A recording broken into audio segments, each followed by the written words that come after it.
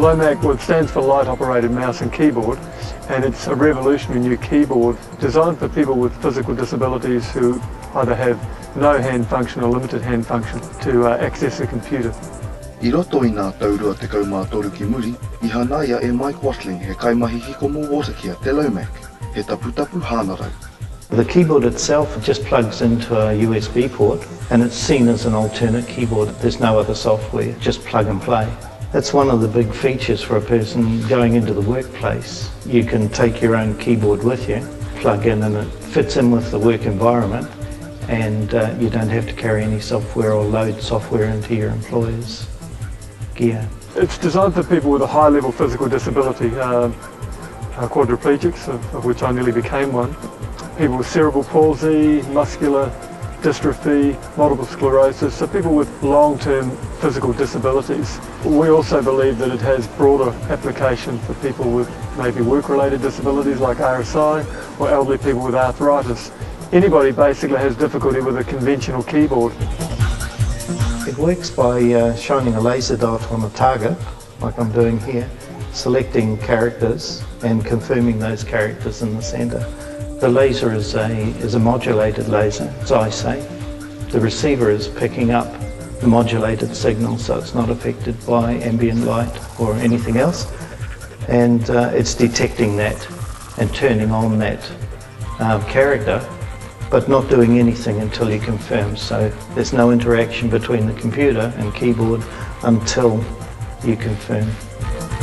The configuration is set up so that if you're using programs like Word Predict, you can do your first two letters and then you'll see your numbers are on the right hand circle. You select the number of the word and confirm, pick up a space on the way back, then back into your words. So that's what gives you your speed. Same thing if you go into your punctuation, you pull out your full stop or your comma, down through the confirm, pick up a space on the way back, and you're back to doing words at speed. Ki te whakawhanake I te LOMAC, ka huri a Mike Stewart, he kaimahi hōtaka rorohiko, hai āwhina iaia. It's been really valuable because he's a programmer and his input has been very valuable, feeding back information to me about what keys should be latched and positioning of keys for people with cerebral palsy. It's also been helpful from the health and posture point of view. He can just sit up straight and relax with the LOMAC. Hei whakawhanake I tōna mōhio ki ngā huana hiko o te LOMAC, I urua Mike hei pia ki roto o AUT. Through AUT I was able to develop and field test 5 prototypes. From then on we were put on to realise technology and it was up to them to turn it into a commercial product after that. AUT approached us, they were looking for some assistance to try and get this technology to market. So we took responsibility for finding capital, looking after all the intellectual property, applying for patents, really scoping out the whole opportunity. You know, was there a market for this technology? And then once we got some investment on board, we took the responsibility for the design and development, so really project managing it, bringing a team together of designers and developers and to bring it to the point where it is now. So now we're in the next stage, which is taking it to international markets, developing the market for it here as well. I mean, there's literally millions of people out there with a physical disability who can't use a conventional keyboard. And I think worldwide governments in particular are waking up to the need to really bridge the gap between disabled and able-bodied people.